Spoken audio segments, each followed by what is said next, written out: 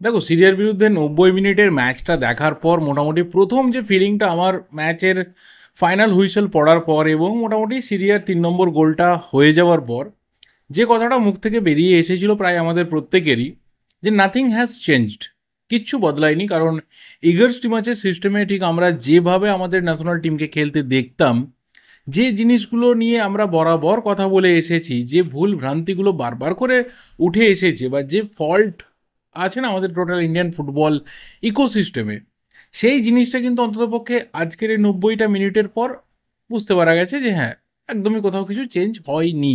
রাতারাতি চেঞ্জ হওয়াটাও ভীষণভাবে একটা চাপের জায়গা।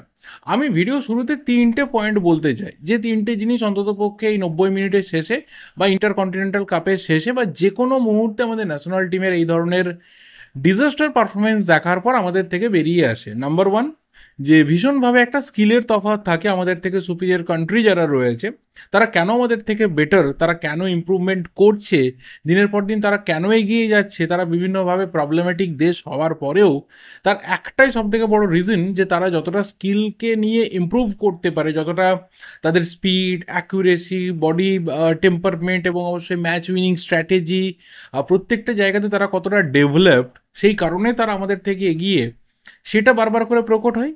নাম্বার টু, যে আমরা ঠিক যেখানে ছিলাম, যে জায়গাতে আমাদের প্রবলেম ছিল, সেখান থেকে আমরা খুব একটা রিকভারির রাস্তা আপাতত খুঁজছি না এবং ভীষণভাবে প্লেয়ার সিলেকশন নিয়ে প্রবলেম। আর নাম্বার থ্রি, যে support can not win you matches.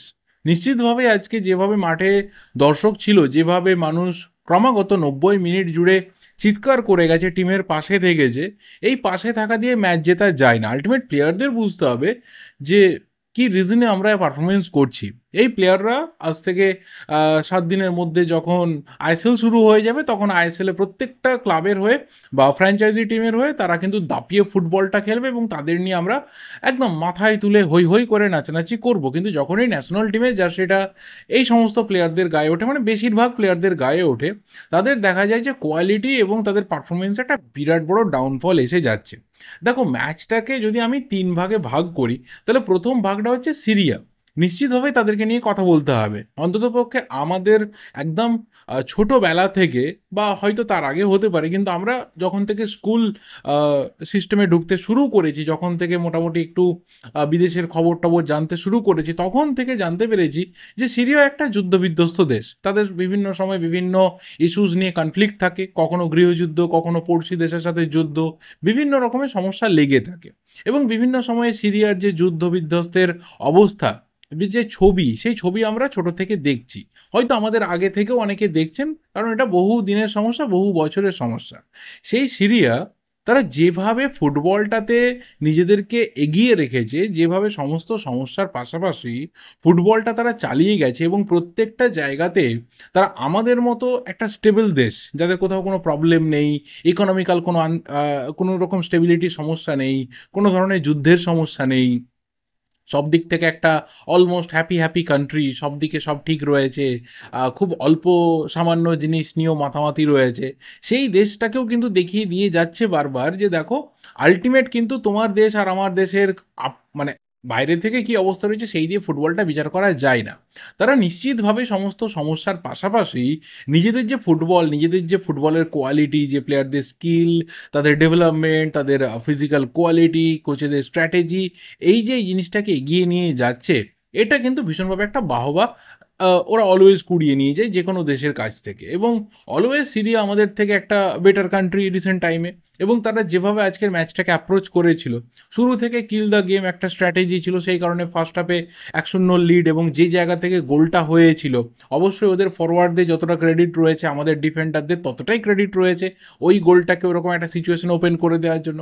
Second হাফটা দেখা গেল যে ওরা আরও বেশি মারমুখী হচ্ছে, কারণ ফার্স্ট হাফে বুঝতে পেরেছিল যে ওরা বেশ কিছু ডিফেন্সিভ কাজ করতে হচ্ছে, ইন্ডিয়া অনেক বেশি অ্যাটাক করছে। তো সেকেন্ড হাফে শুরু থেকে খেলাটাকে আরও নষ্ট করো, আরও বেশি করে প্রেসার দাও, আরও বেশি করে ফিজিক্যাল স্ট্রেংথটাকে বাড়াও, আরও বেশি করে বল ওপরের দিকে তুলে নিয়ে যাও, এবং ফাইনালি সেকেন্ড গোল, ইন্স্যুরেন্স গোল, এবং তারপর একদম ম্যাচের শেষ হওয়ার মুখে 3 নম্বর গোল। এই টিমটা ভীষণভাবে একটা কোয়ালিটিওয়ালা টিম। আমি কালকের ভিডিওতেই বলেছিলাম যে আমরা যখন মরিশাসের এগেনস্টে ড্র করছি এবং আজকে যে স্টার্টিং 11 ছিল, আমার কাছে অন্তত আগের দিনের স্টার্টিং 11টা একটু বেটার ছিল। 19-20 ব্যাপার, সেই আমাদের দেশের সবই প্রায় সমমানের প্লেয়ার, এখানে খুব একটা কোয়ালিটির তফাৎ নেই। কেন মার্কেট ভ্যালু কারোর জন্য 3 কোটি থাকে আর কারোর যেন 80 লাখ থাকে আমি সিরিয়াসলি জানি না। প্রত্যেকের মার্কেট ভ্যালু গড়ে 1 কোটি করে দেওয়া দরকার, তার থেকে বেশি হওয়াটা একদমই দরকার নেই, কারণ এটা একটা মানে কি বলবো নেকেড ট্রুথ, এটা সামনে আসা দরকার রয়েছে। তো মরিশাসের এগেনস্টে আমরা যখন ড্র করছি তখন আমরা এক্সপেক্ট করতে পারি না যে আমরা সিরিয়াকে হারাবো। হ্যাঁ, আমি কালকে ভিডিওতে বলেছিলাম যে একটা এক্সপেকটেশন থাকবে যেটা ভালো ম্যাচ দেখবো। এখনই গেল রব তোলার কিছু নেই, কারণ অনেকটা কাজ বাকি রয়েছে, আসছি সেই প্রসঙ্গে পরে। যে জিনিস মোটামুটি ইগস্টি ম্যাচের সময় হয়েছে সেই একই জিনিস আমরা দেখছি, অনেকটা ইম্প্রুভমেন্ট দরকার রয়েছে, একটা মেস ক্রিয়েট হয়ে রয়েছে, প্লেয়ারদেরও বুঝতে হবে যে আমরা কী রিজনের জন্য ন্যাশনাল টিমের হয়ে খেলছি। তো সিরিয়া ভীষণভাবে চেয়েছিল ম্যাচটাকে ডমিনেট করতে, করেছে। সিরিয়া ভীষণভাবে চেয়েছিল ঘরের মাঠে ইন্ডিয়াকে একটা বড় ধাক্কা দিতে, দিয়েছে, এবং ইন্টারকন্টিনেন্টাল কাপ জিতে তারা ফিরে যাচ্ছে। নাম্বার 2, আমাদের টিমটা আজকে যে স্টার্টিং 11 নেমেছিল, যে প্লেইং 11টাও বিভিন্ন সময় খেলেছে, কালকে ভিডিওতেই বলেছিলাম যে কিছু চেঞ্জেস তো অবশ্যই ম্যানুয়াল রোকা তিনি নিয়ে আসবেন, কারণ অন্ততপক্ষে এই ধরনের টুর্নামেন্টগুলো এরকমই হয়। তিনি নতুন দায়িত্ব নিয়েছেন, নতুন একটা সেট আপ তার সামনে, এতদিন ধরে একটা অন্য লোক তিনি কাজ চালিয়ে গেছেন এবং সেখানে খুব বেশি ইম্প্রুভমেন্ট আমরা দেখতে পাইনি। তো সেই জায়গা থেকে নতুন কোচের সবার আগে কাজটা হচ্ছে যে প্রত্যেকটা প্লেয়ার তার কতটা ভালো ভালো শেপে রয়েছে এটা দেখে নেওয়া, এবং সেখানে তিনি চেঞ্জ করেছিলেন, সেখানে তিনি একটা আলাদা স্টার্টিং 11 নিয়েছিলেন, একটু অন্যরকম ফরমেশন নিয়েছিলেন। যে প্লেয়াররা ন্যাচারাল যে পজিশনে আইএসএল এর ক্লাবগুলোতে খেলে তাদেরকে অনেককে তিনি অন্য পজিশনে দিয়েছিলেন, এবং সেখানে দাঁড়িয়ে ঠিক যেমনটা হওয়ার দরকার, যে প্রায় অনেকেই নিজের যে ন্যাচারাল খেলাটা সেটা তুলে আনতে পারছিল না, বাট তারপরেও একটা কোথাও আশা অন্ততপক্ষে তিনি দেখাতে পেরেছেন ফরওয়ার্ড লাইনে, বিশেষ করে যে ফরওয়ার্ডটা মোটামুটি তার ঠিকঠাক রয়েছে। কিন্তু হ্যাঁ, ডিফেন্স নিয়ে মাঝমাঠ নিয়ে অনেকটা তাকে কাজ করতে হবে, যেটা দীর্ঘদিন ধরে আমরা এর আগেও বলেছি ইগস্টি ম্যাচের সময়, যে ডিফেন্স আর মাঝমাঠ এই দুটো আমাদের জন্য ভীষণভাবে একটা চাপের জায়গা, এখানে অনেকটা কিন্তু ইম্প্রুভমেন্টের দরকার রয়েছে। এবং তার থেকেও বড় কথা, যে গোলকিপিং সেকশন নিয়ে আশা করা যায় অক্টোবর মাসে তিনি যখন বিদেশে উড়ে যাচ্ছেন, ভিয়েতনামে সম্ভবত খেলতে যাব আমরা, সেখানে গোলকিপিংয়ের জায়গাটা নিয়ে একটু হলেও ভাবনা চিন্তা ম্যানুয়েল মার্কোস রোকা তিনি অনেক বেশি করে করবেন। এবং আমি অন্ততপক্ষে আজকে যা ম্যাচ দেখলাম, আজকে যে 90 মিনিট আমি দেখলাম, সেখানে সবথেকে বড় যে প্রবলেমটা, সেই প্রবলেমটা হচ্ছে ডিফেন্সের ক্ষেত্রে। প্রথমত, ডিফেন্সের যে অর্গানাইজেশন থাকা দরকার সেটা ছিল না, খুব স্বাভাবিক ব্যাপার। সবসময় এই প্লেয়াররা ন্যাশনাল টিমের হয়ে একই লাইনে খেলে না, নতুন একটা সিস্টেমে তাদের খেলতে হচ্ছে। কিন্তু তার থেকেও বড় যে জিনিসটা আমার অন্ততপক্ষে সামনে এসেছে, যে প্রত্যেকটা প্লেয়ারই কিন্তু প্রি সিজন বলো বা টুর্নামেন্ট বলো তাদের মধ্যে ছিল, কিন্তু তারপরেও তাদের ফিটনেসের যে একটা প্রবলেম রয়েছে সেটা লক্ষ্য করা গেছে। যেমন শুভাশিস বোস, যেমন আনোয়ার আলী, তারা ভীষণভাবে কিন্তু সামনের দিকে যাচ্ছিল, যেহেতু দুজনেই বেশ ভালো বলটা পায়ে নিয়ে খেলতে পারে। কিন্তু যখন তারা ট্র্যাক ব্যাকে নেমে আসছিল, তখন কিন্তু দেখা যাচ্ছিল যে না, সিরিয়ার ডিফেন্ডার, সিরিয়ার ফরওয়ার্ড, তাদের স্পিড, তাদের অ্যাকুরেসি, তাদের যে ফিজিক্যাল কোয়ালিটি রয়েছে সেটা দিয়ে তাদেরকে মোটামুটি কভার করে দিচ্ছে। আমাদের ডিফেন্ডার খুব একটা বিশেষ কিছু করতে পারছে না, বিশেষ করে সেকেন্ড গোল এবং থার্ড গোলের ক্ষেত্রে ডিফেন্স লাইনটা ওপেন হয়ে গেছিলো এই কারণে যে আমাদের ডিফেন্ডাররা কিন্তু নিচে নেমে আসতে পারেনি, ভীষণ বড় ডিফেন্সিভ এরর দেখা গেছিলো। নিখিল পূজারি ভীষণভাবে একটা শো ডিফেন্ডার, যতক্ষণ ছিল খুব একটা কাজের কিছু করতে পারেনি। আর রাদার আমি বলবো যে 4 জন ডিফেন্ডারের মধ্যে রাহুল ভেকেকে আমার কিছুটা হলেও বেটার লেগেছে।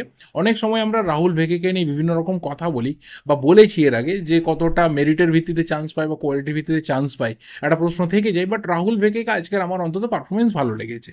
মাঝমাঠের জায়গাতে যদি আসি, তাহলে মাঝমাঠে আমি বলবো যে সব থেকে যে বড় প্রবলেমটা দেখা গেছে, যে অলওয়েজ আমরা জানি যে কোনো টিম, যে কোনো মুভমেন্ট, ক্লাব বলো, দেশ বলো, যে কোনো জায়গাতে মাঝমাঠ হচ্ছে বল সাপ্লাইয়ের সবথেকে বড় জায়গা।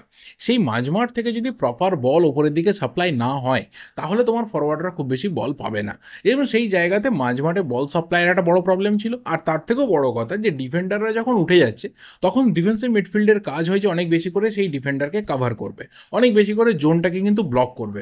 ব্লকিংয়ের যে কাজটা, যেটা জিকসন এবং সুরেশ দুজন একদম টিপিক্যাল সেন্ট্রাল ডিফেন্সিভ মিডফিল্ডার আজকে কোচ রোকা তিনি স্টার্ট করিয়েছিলেন, তো সেই জায়গাতে তাদের ব্লকিংয়ের যে রোল সেটা কিন্তু ভীষণভাবে আজকে কম দেখা গেছে। আমি রাদার বলবো যে আমাদের ফরওয়ার্ড লাইন নিয়ে আমার অন্তত খুব বেশি প্রশ্ন তোলার জায়গা নেই।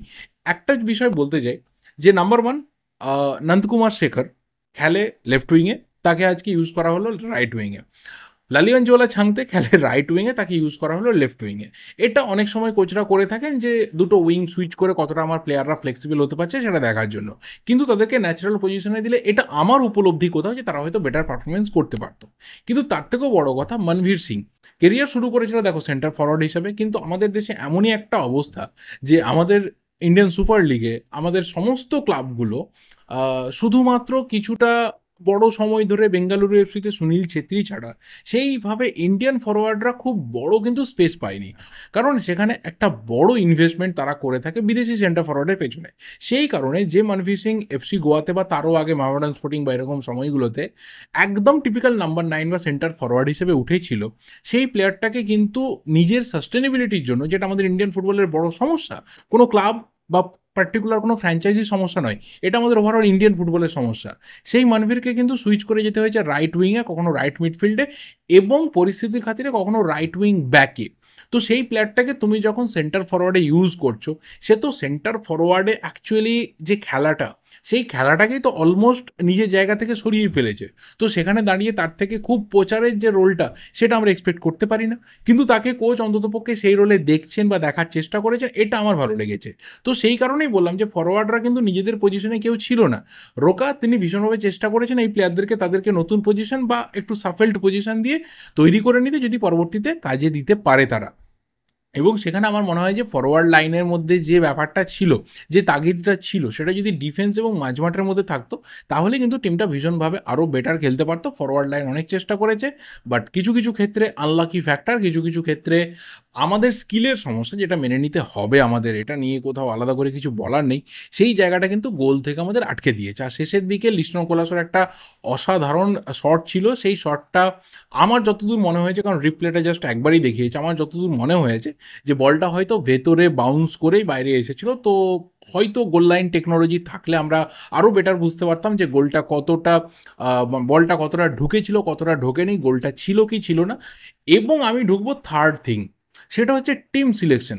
দেখো গুরপ্রীত সিং সান্ধুর আজকে যা মোটামুটি পারফরমেন্স দেখলাম, আমি অ্যাটলিস্ট যদি অক্টোবর মাসে আবারও গুরপ্রীতকে ইন্ডিয়ান টিমে দেখি, সিলেকশনেও দেখি, বা তাকে যদি স্টার্টিং ইলেভেনেও দেখি, ভীষণভাবে ভীষণভাবে ভীষণভাবে হতাশ হব যদি দেখা যায় যে অক্টোবরে সিলেকশন হওয়ার পর খুব ভালো পারফরমেন্স করলো, তারপরেও এই কথা বলবো।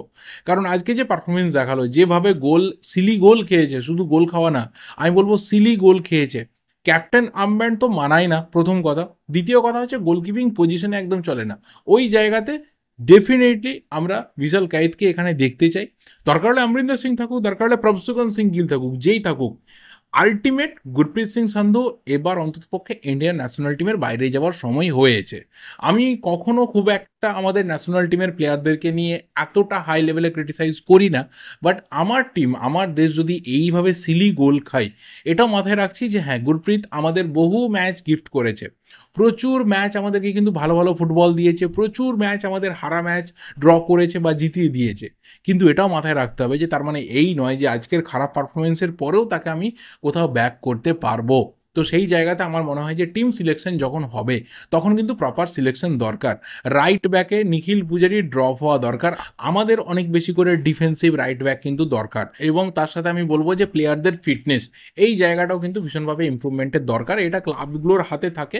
তো জানি না, এতগুলো ম্যাচ হয়ে গেছে ডুরান্ট কাপে বা প্রি সিজনে, প্রত্যেকটা টিমই ঠিকঠাক ছন্দে রয়েছে, সবাই ঠিকঠাকভাবেই প্রি সিজন করেছে, সব কিছু করেছে, তো তারপরেও কেন এতটা ফিটনেসের প্রবলেম থাকে? বাট তারপরেও কিছু কিছু ক্ষেত্রে প্লেয়ার সিলেকশন অবভিয়াসলি খুব ভালো, যেমন এডমুন্ড লালরেন্ডিকা অসাধারণ একটা শট নিয়েছিল, গোলকিপার একটা অসাধারণ সেভ করেছিল, ভালো একটা মুভমেন্ট ক্রিয়েট হয়েছিল। নন্দকুমার শেখরের সিলেকশন নিয়ে প্রবলেম নেই, ভীষণভাবে কিন্তু মানে অ্যাটাকিংয়ের যে জায়গাটা, সেই জায়গাটাকে হোল্ড করছিল, ভালো পাস বাড়াচ্ছিল, শট নেওয়ার চেষ্টা করছিল। ছাং থেকে নিয়ে আলাদা করে কিছু বলার নেই, মনভীর, লিস্টন, প্রত্যেকটা সিলেকশন নিয়ে সামনের দিকে কোথাও প্রবলেম নেই, বাট মাঝমাঠ এবং ডিফেন্সে সিলেকশন, প্লেয়ারদের ফিটনেস এবং মোটামুটি তাদের যে ওরিয়েন্টেশন, এটা নিয়ে কিন্তু কোচকে অনেকটা কাজ করতে হবে। কারণ তাকে নিয়ে আশাটা আমাদের অনেক বেশি।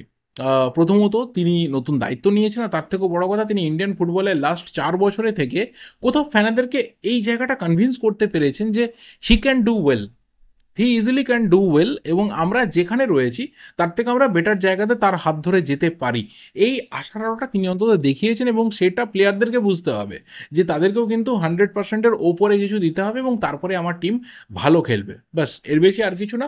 ওভারঅল আমি বলবো যে কালকেই বলেছিলাম যে খুব বেশি এক্সপেকটেশন রাখছি না, বাট তারপরেও ভালো খেলার এক্সপেকটেশন ছিল। তবে কিছু কিছু জায়গাতে ভালো খেলা দেখেছি, ম্যাক্সিমাম জায়গাতে কিন্তু ফল্ট থেকে যাচ্ছে। সেই জায়গাগুলো ইমপ্রুভমেন্ট হয়ে গেলে আরও বেটার খেলা আমরা দেখব। পাসিং ফুটবল ভালো লেগেছে, যেটা আগে হয়তো খুব কম হতো, লং বল অনেক বেশি হতো। তো চলো ঠিক আছে, মিলিয়ে মিশিয়ে একটা মোটামুটি মিক্স গেম ছিল।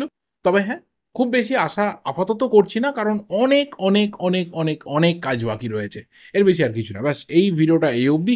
ভালো লাগলে লাইক করো, শেয়ার করো, তোমাদের যা যা ওপিনিয়ন্স রয়েছে অবশ্যই কমেন্ট করে জানাতে থাকো। তো ম্যাচ কেমন লাগলো, কোথায় কোথায় কী কী ভুল ভ্রান্তি তোমরাও চোখে দেখতে পেলে, আমি কী কী মিস্টেক করে গেলাম, সবটাই কিন্তু কমেন্টে জানিও। দেখা হবে পরের ভিডিওতে। Till then subscribe the channel যদি নতুন হয়ে থাকো। Thank you, good bye and good night.